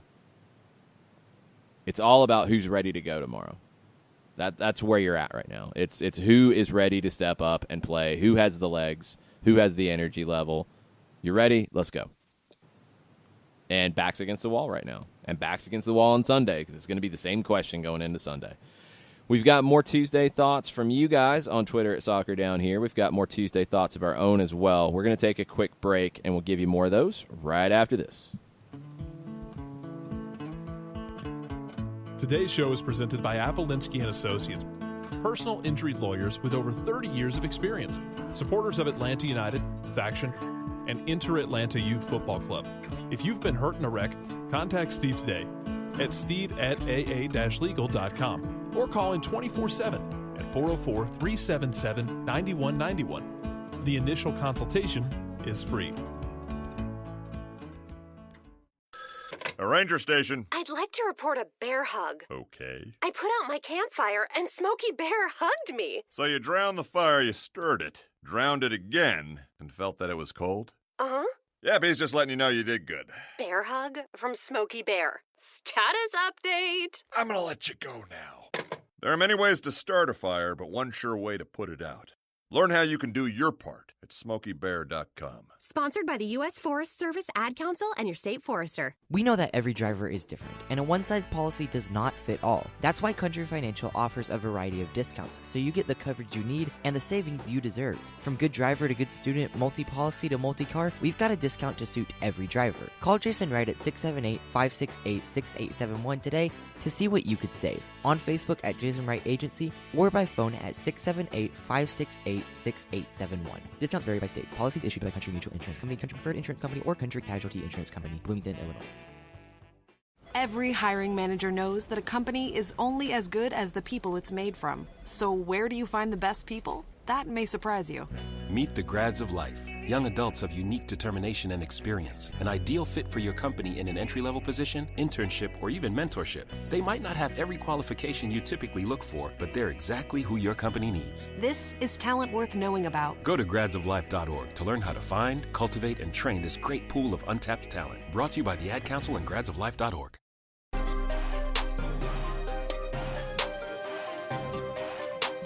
Welcome back. Tuesday Thoughts edition of Soccer Down Here. Got lots of thoughts on the Twitter, so let's start getting to them. Yellow Dog says this. I like yellow dogs. Yellow dogs are nice. These are labs. Dogs? Well, yeah, and they're very nice. Yeah. Like they don't have to be labs. They could be golden retrievers, couldn't they? Oh, yes, that too. Yes, yellow, golden, check. There you go. If Bello and Escobar are now the keys to Atlanta's offensive success on a team with Joseph, Pitti, Barco, Tito, and Gressel, isn't that an indictment of De Boer's philosophy system formation? No, it's not, Yellow Dog. They're not the keys to success. They're the changes because right now, and we've seen this before, this is not new. Think back to DC in 2017. Right now, this team is too one-dimensional because you can have great players and teams can take them out of games with the way they defend. And right now, it's obvious what Atlanta's going to do. They're too slow and methodical building up the attack. They don't have any penetration, and teams are just swallowing up Joseph, Pitti, Barco, in the middle of the field. Gressel's a different situation, and Gressel gives you a lot from a wide position. I think he's been probably the most effective in creating chances for Atlanta United in 2019. But he's not going to stretch a back line. And if you are slow and methodical in your build-up and you don't have any width that is threatening the opposition in any kind of speed getting in behind, it's easy to defend. I mean, Gressel, even as good as he's been from the wing this season, outside of the one ball really against Cincinnati, there wasn't a whole lot of an impact from him. Because Cincinnati made the decision early on when they saw, hey, we're in trouble here, we better sit back. They sat back, they sat deep, they condensed things, and they made it really difficult to break down, and there was nothing going on anywhere in the team. And when you're getting Gressel and Bragg Shea 1v1 in matchups that they're not winning, and you're clogging up the middle, so you're taking away everybody else, it's difficult. It's not an indictment of DeBoer's philosophy system formation, because Tata Martino had these problems too against teams that sat back. And this is something that I would definitely want people to keep in mind, because there's a lot out there about everything is Frank DeBoer's fault. It's not. Some of these things are not new. We've seen them before. What's happening right now is this team doesn't have any alternatives. Tata Martino built alternatives over time. He didn't have them early on either. Now, what he did have that Frank DeBoer does not is game-breaking speed and a willingness to use it. Think about the Toronto game on the road in 2017 where you don't have Joseph Martinez. You're facing a Toronto team that was, as good as it got at that time. And how did you get 2 goals against them? Long balls over the top. One was a great through ball from Miguel Almiron after you find him in midfield. He turns, beats a defender, long through ball to Tito Villalby, scores. Second goal is just a long ball over the top, and Tito runs onto it and scores. The other side of it, from what Yellow Dog's asking, would be you bring in Tito in one of those inside forward roles.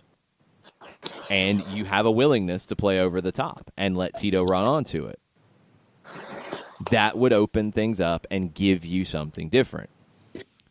Sometimes you have to show some variety. And honestly, I think, John, you said it yesterday. It comes down to you get a team a football team that wants to throw the ball. Well, they got to run the ball some to set that up. Yeah. They want to run the ball. They've got to throw the ball some to set that up. If you want to be a possession team and be methodical and control the match, you've got to do some other things to set it up to give you those opportunities to keep a team on their heels. And that is just, that's my dime store analysis of it all. But looking at it from that perspective, that was the only thing that came to mind, was that, okay, if you're locked into this idea of, okay, this is us, this is us, this is us, people got you figured out. So you've got to come up with a different way of pursuing things just to give somebody something to think about. And right now, teams going up against Atlanta United don't have a whole lot to think about. No, they don't. Right now, what they think about is we're going to sit deep and we're going to see if they can figure out something.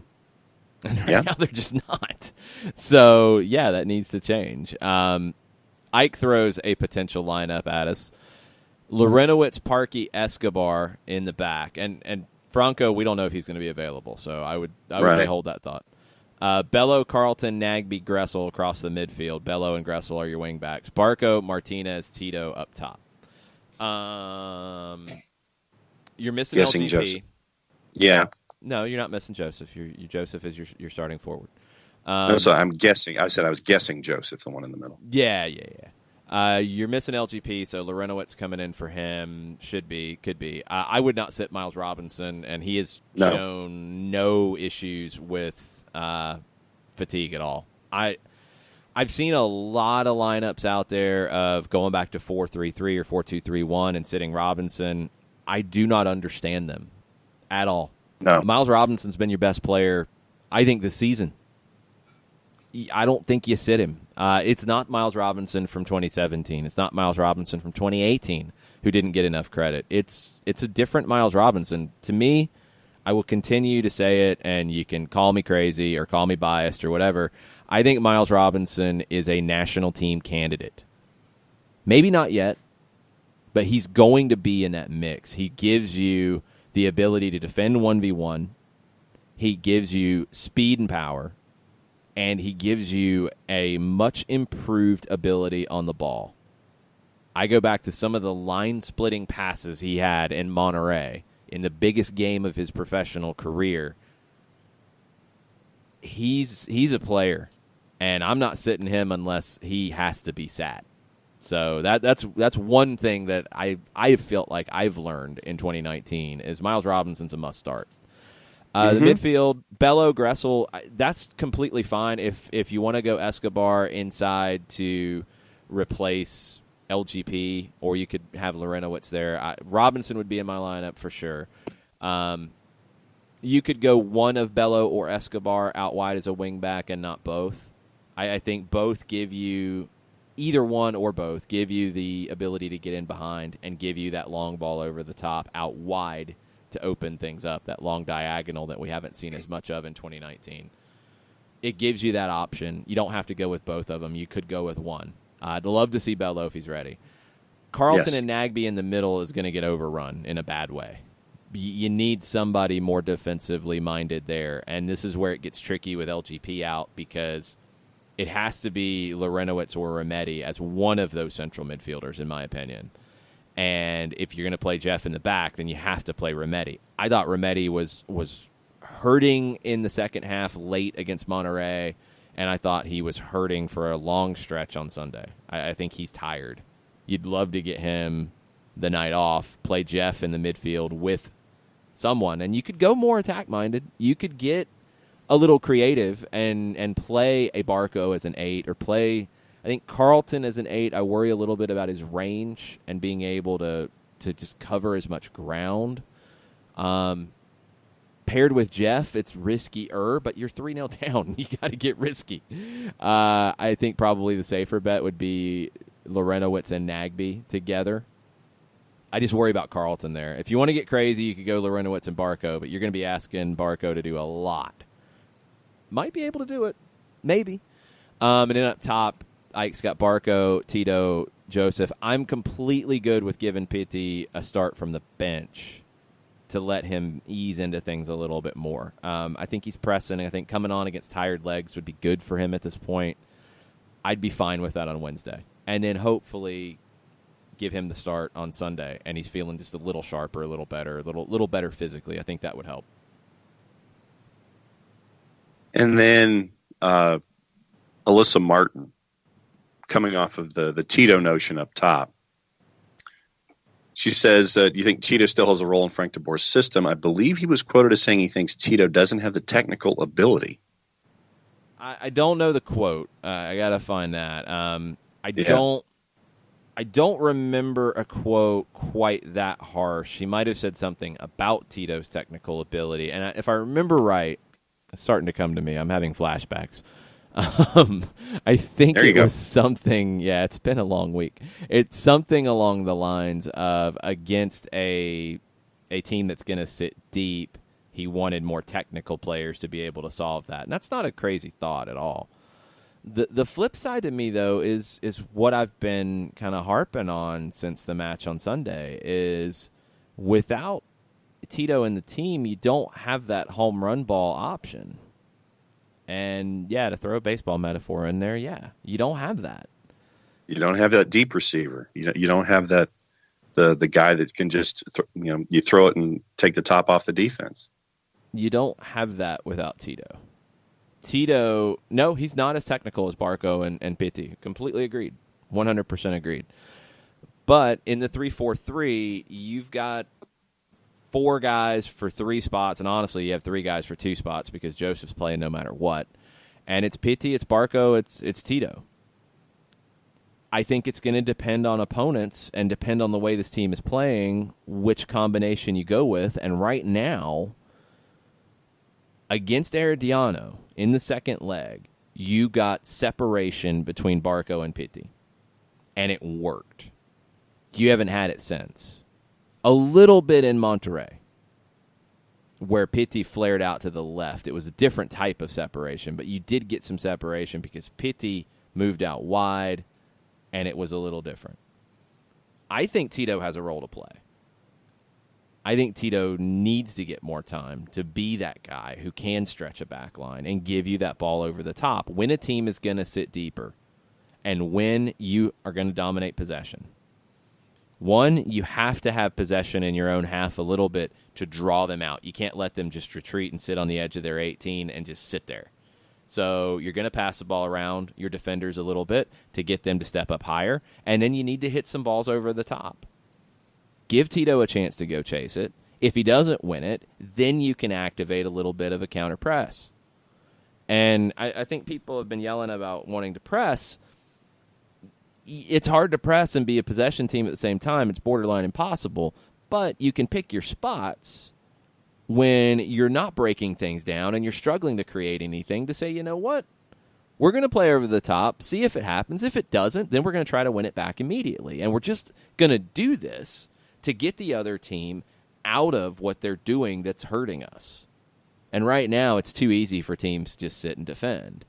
You need to do some different things to unbalance them. And you need to have different players who can give you that option. I think Tito would give you that option. I think it would just be, it'd give you a slightly different weapon. And sometimes when things are stagnant, and Sunday felt stagnant, having just that little bit of variety can open things up and can give you a different perspective. I think Tito can give you that. So yep. I'm really curious. I think, Alyssa, the quote, if I remember it correctly, and I believe it was about Monterrey, or it was after the Monterrey game, but about the Monterrey game. The quote, I believe, was about a specific type of defense. And he's not wrong. But the flip side is when you have a lot of similarity, you're making it easy to defend. And Tito gives you something unpredictable, gives you speed over the top, and gives you an ability to have a plan B within your group. And I think he's underrated technically as well, to be honest.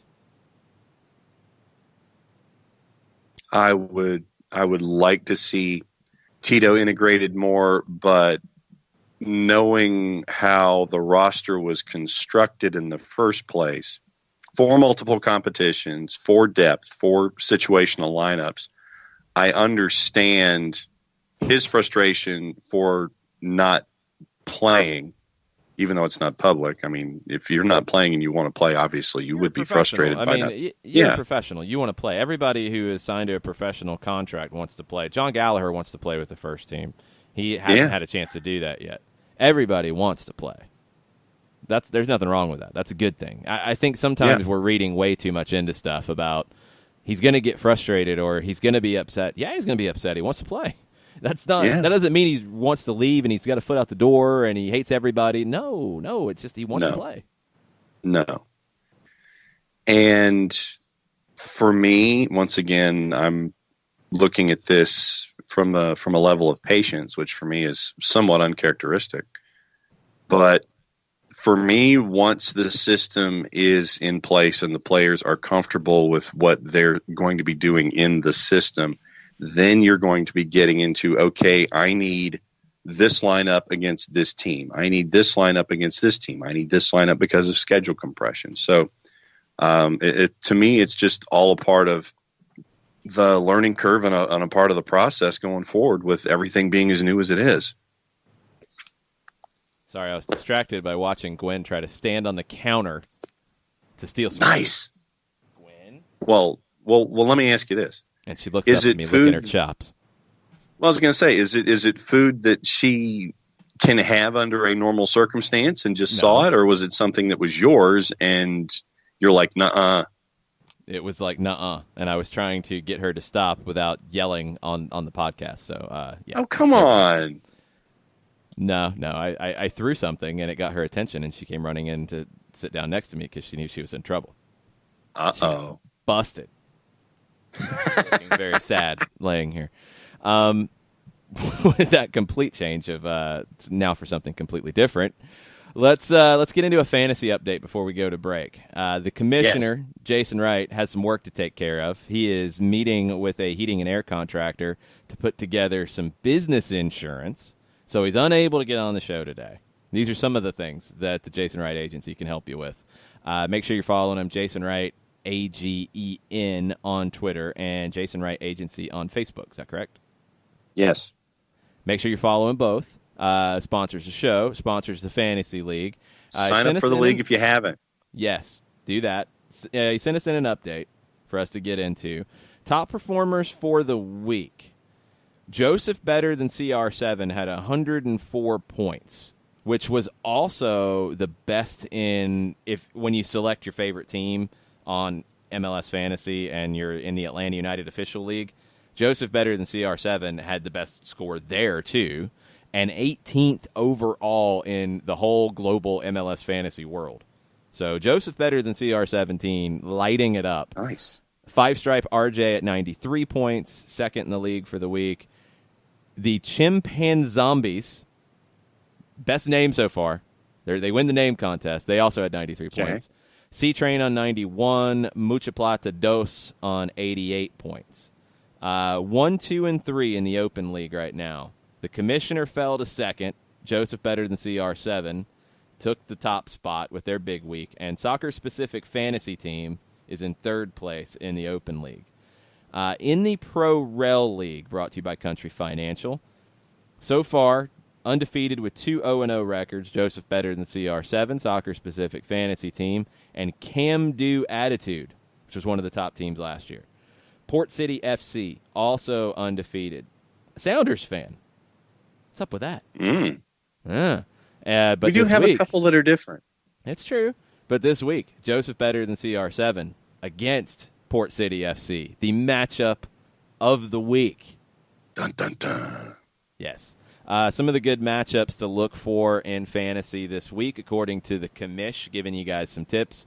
The Red Bulls versus San Jose, and the commish makes sure to say the New Jersey Red Bulls to get some shade. Jason Wright, AGEN on Twitter, if you want to throw some shade. Harrison. Just saying. That's true. And the commish is definitely on board with that if the Red Bulls get knocked out of CONCACAF Champions League. Houston and Vancouver, same thing.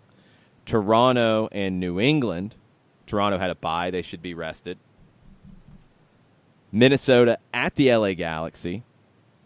Even though Minnesota playing well away, Zlatan and Alessandrini could be out for the Galaxy. I like Minnesota in that, too. I like Darwin Quintero in that one.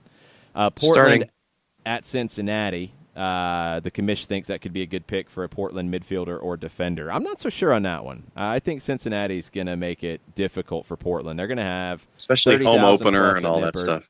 Yeah, I think they're going to be up for it. Seattle at Chicago. The commish is looking at Seattle players there. I am too.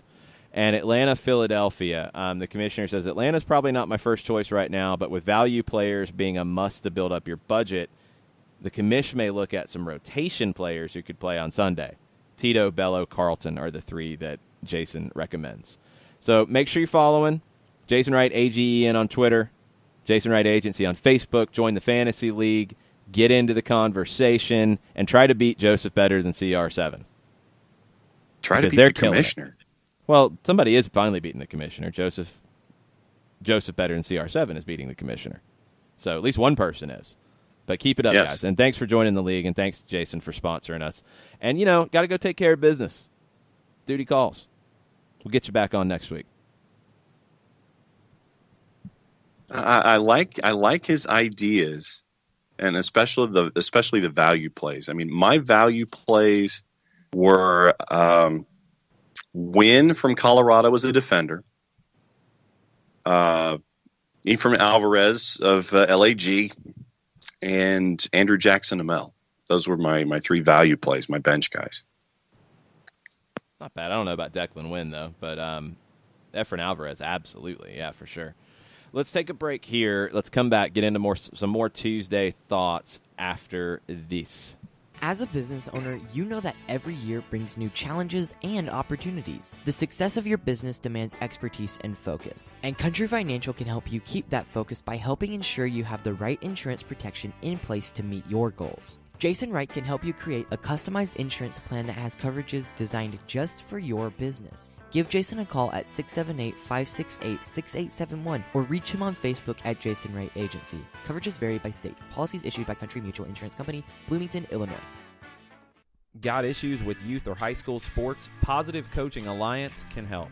PCA is a national nonprofit working to transform youth and high school sports so that every child has a positive character-building youth sports experience.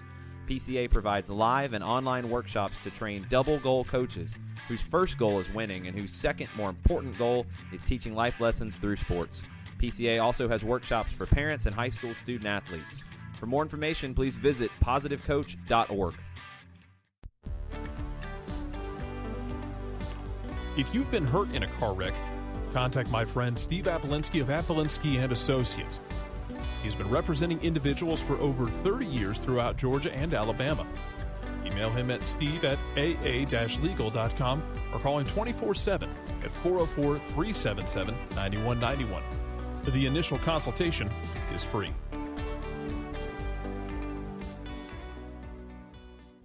I adopted Bento in 2010 from a shelter. This cat makes me make art. He's always motivating me to draw pictures of him. He just is motivating artistically. He's my best friend, but a lot of people know him as Keyboard Cat. Keyboard Cat, YouTube star and shelter pet. Amazing adoption stories start in shelters. Start yours today. Visit theshelterpetproject.org to find a pet near you. Brought to you by Maddie's Fund, the Humane Society of the United States, and the Ad Council.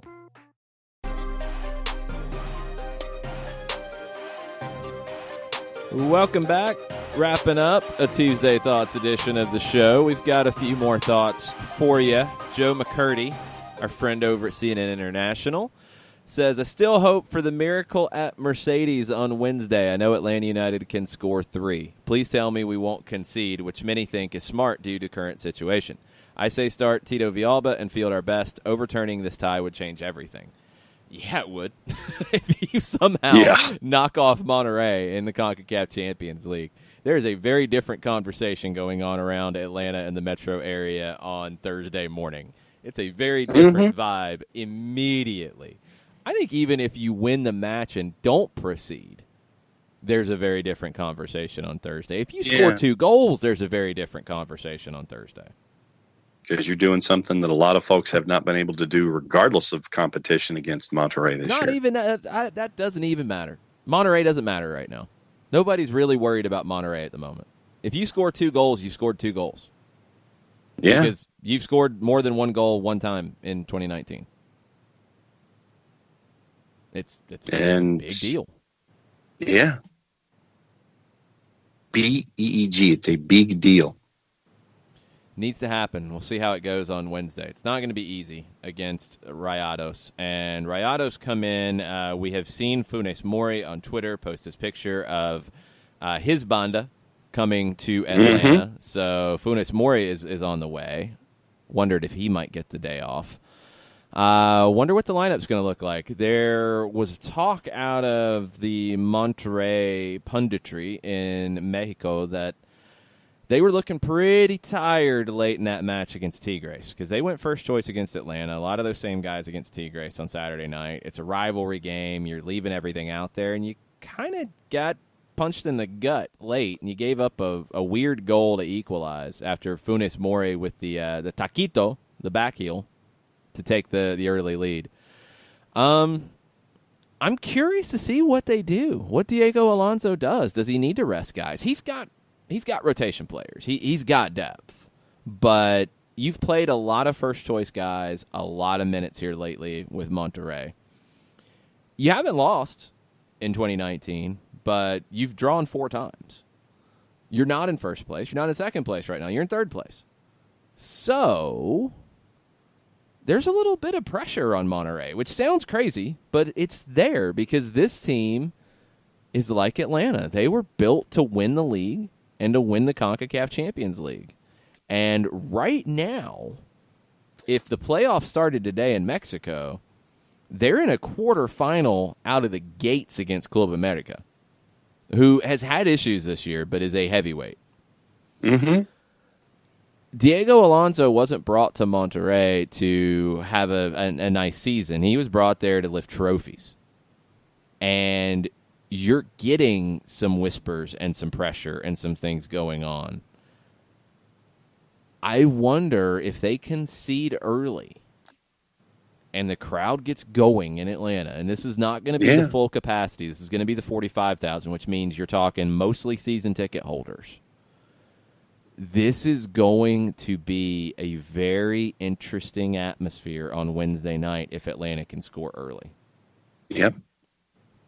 You get a goal like you did against Cincinnati with the added pressure from how Atlanta played over the weekend, with the pressure on Monterrey and tired legs setting in.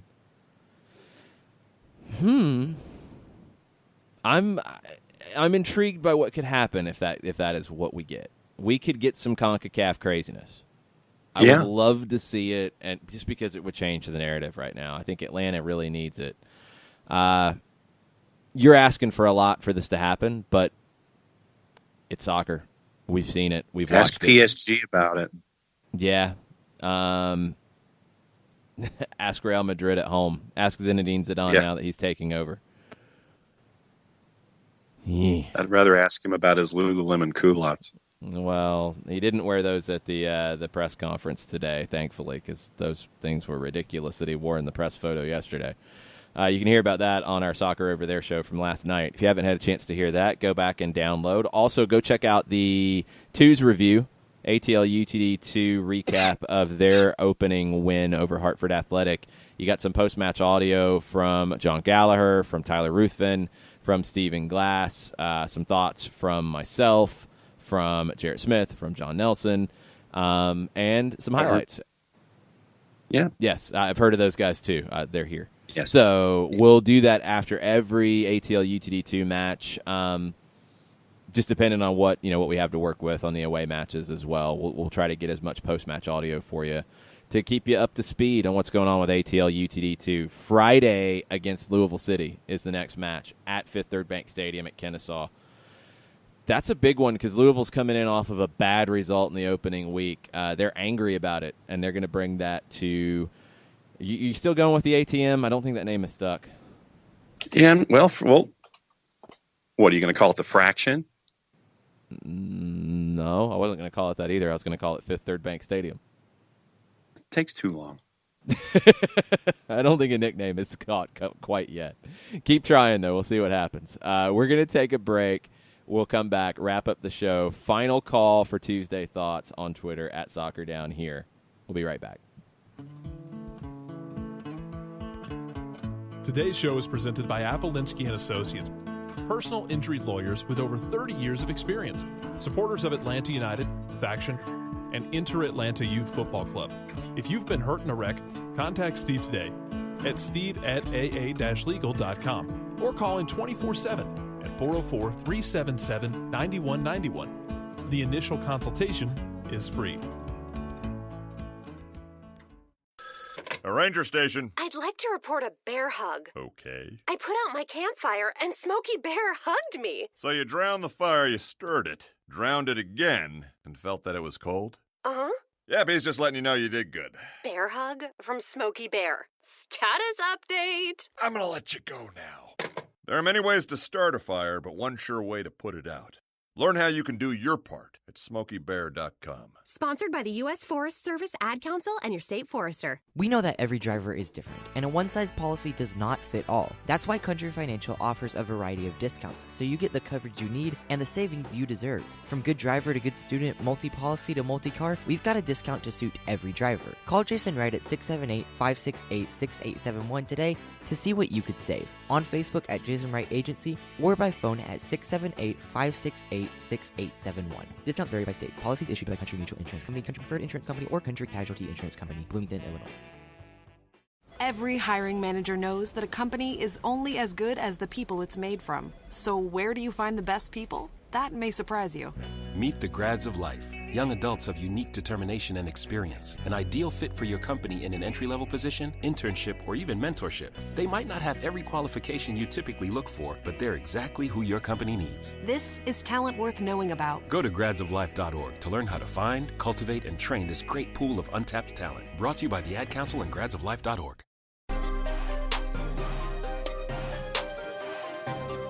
All right, y'all. Have a couple questions to wrap things up here on SDH for March 12th.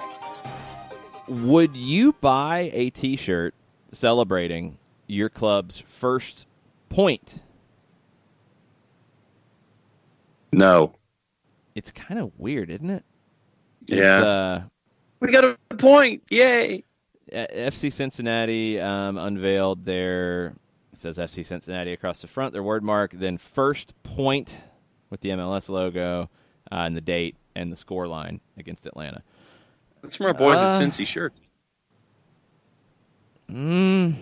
Well, they issued a big statement about it, too, which I don't think helped at all. Just you put the shirt out. If it sells, it sells. If it doesn't, it doesn't. Don't put out a lot of characters trying to justify it. I think it's a little lame. I can't imagine it'd be a big seller. Just saying. Okay, here's paragraph number 2. How many paragraphs were there?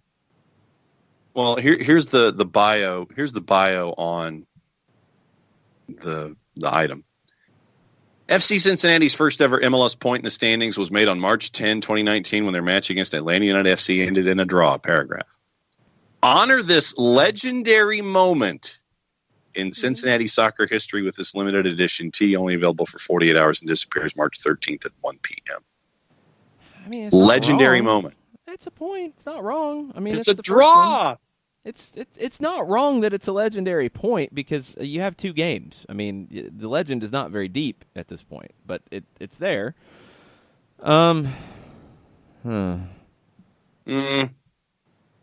I would have just put it out for 48 hours, and if people bought it, cool, and if they didn't, okay, cool. I definitely would not have issued a statement about it. I don't think that's a good thing. Anyway. Here's something else that I want to ask as we wrap up. So this has become a new thing. We see it in the U.S. as well, but in Argentina, it's getting out of hand. You see the tunnels that players come running out of, right? Oh, it happens in a lot of different venues. Usually, here in Atlanta, it's like an arch, and it's red and black and gold.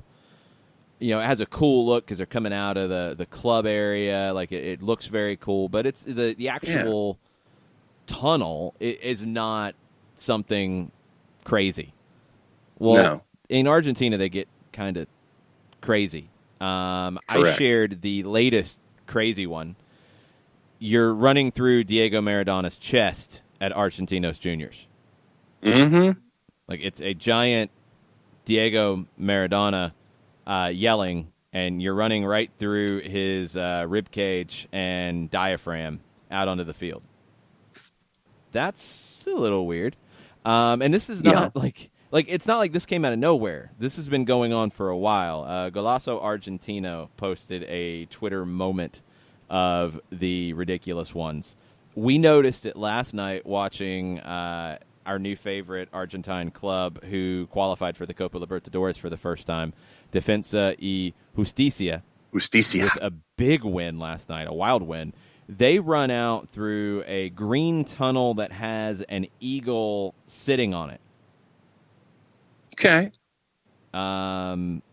It's an eagle sitting on the tunnel with its legs all stretched out and its wings all out, but it's just sitting, not sitting like a bird, with its feet it's down. Kind of chilling. It's sitting like a human. So it's a pretty impressive eagle. But anyway, you've got in San Jose. They go through a shark's mouth. In Edmonton, they go through. They go under an oil derrick. I mean, it happens. You're talking hockey. We're talking soccer.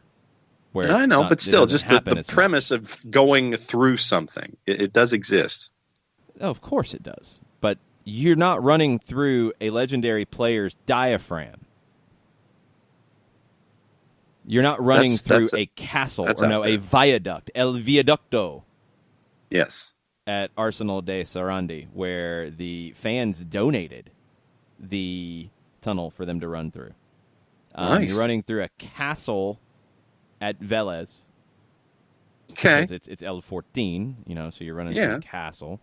Yeah, you're running through, what are you running through in that one? You're running underneath a pirate at Belgrano. It's a giant pirate with his arms crossed, and one of his, one looks like he has a hook, but it's not a metal hook. Maybe the arm's folded underneath the other arm. The other is a hook, and he has a patch over his eye, and he looks angry, and he's got a red beard. But you're running, I guess, between his legs as he looks angry. And then interesting. Alvarado, you're running through a purple bull. You've got more sharks. You've got a snake at Sportivo Desamparados. You're running through a snake. But you're running through Diego Maradona's diaphragm at Argentinos Juniors. It's mind-blowing. My question to end the show, and you guys can share your thoughts with us on Twitter at SoccerDownHere, is if the fans were to buy Atlanta United a tunnel to show their love for the club, for the players to run through, what would it be of? Tweet at us at SoccerDownHere. Let us know what you think the fans would buy a tunnel if you're going to follow this crazy Argentine model of running through things. Weird things, not just, arches. Like you're going to run through crazy things. What would the weird thing that Atlanta United fans would buy for their players to run through at Mercedes-Benz Stadium?